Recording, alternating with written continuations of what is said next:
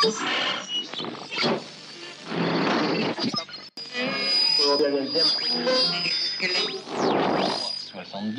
le deuxième était le... Affaire McKinsey, Marine Le Pen, peur sur la Macronie.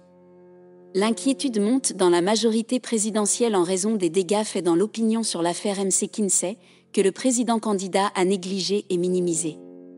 Surtout, la question des reports de voix sur la candidate du RN qui joue le Rassemblement des Français peut coûter cher à Emmanuel Macron qui tente de reprendre l'offensive alors que son avance dans les sondages fond comme neige. Emmanuel Macron a attendu, longtemps, mais il est désormais pleinement dans l'arène politique de la campagne présidentielle. Et le moins que l'on puisse dire, c'est que le début de sa campagne est pour le moins bousculé par l'affaire McKinsey, suite à la publication d'un rapport sénatorial qui a révélé que l'État avait dépensé plus d'1 milliard d'euros en 2021 auprès de cabinets de conseil privés pour le guider dans son action. Dès dimanche, le président candidat réagissait à la télévision avec une certaine fébrilité, s'il y a des preuves de manipulation, que ça aille au pénal. C'est il exclamait devant Francis Letellier, le journaliste de France 3 qui l'interviewait. Mais cela n'a pas suffi, la polémique enfle, elle gronde sur les réseaux sociaux, l'indignation gagne du terrain dans l'opinion. Au sein de la Macronie, le malaise est palpable, l'inquiétude s'installe. Car à une dizaine de jours du premier tour, cette polémique tombe au plus mal. Elle réactive le procès du mélange des genres entre public et privé qui a déjà entaché bon nombre d'épisodes du quinquennat. Pour éteindre l'incendie, le gouvernement a convoqué une conférence de presse. C'est Amélie de Montchalin, ministre de la Transformation et de la Fonction publique, et Olivier Dussopt, ministre délégué chargé des comptes publics, qui s'y sont collés. Aucun cabinet de conseil n'a décidé d'aucune réforme, la décision revient toujours à l'État, à tenter de convaincre ce dernier.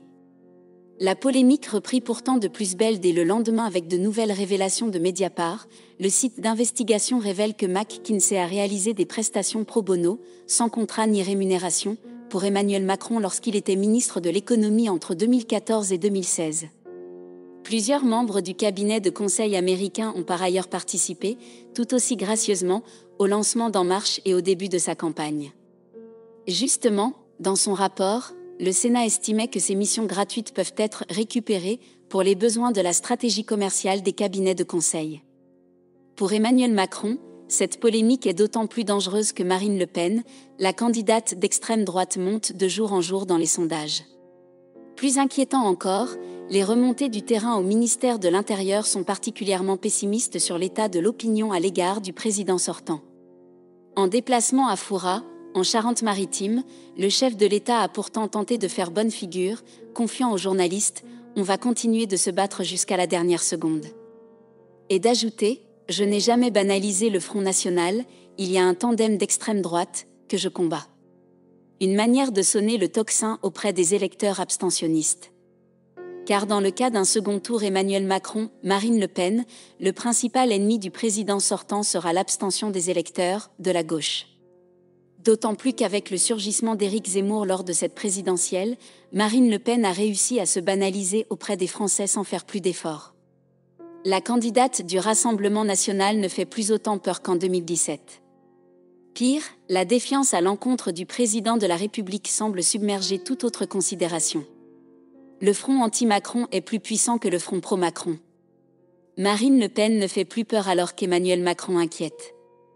Et le poids des mécontentements accumulés durant 5 ans pourrait provoquer un séisme, c'est-à-dire l'élection de Marine Le Pen, estime une figure de la droite française. Celle-ci a d'ailleurs compris très tôt dans la campagne qu'elle avait intérêt à jouer la carte du rassemblement et du dépassement. Cette attitude de force tranquille est totalement assumée dans les rangs du RN.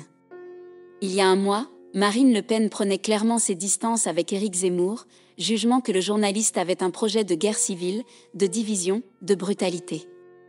En gardant son cap, la candidate du RN a fini par s'imposer face à Éric Zemmour et Valérie Pécresse. De son côté, Emmanuel Macron a cru pouvoir mener une campagne blitzkrieg, préférant s'investir depuis le début de l'année dans la présidence européenne et se concentrer sur son action diplomatique en pleine guerre russe en Ukraine.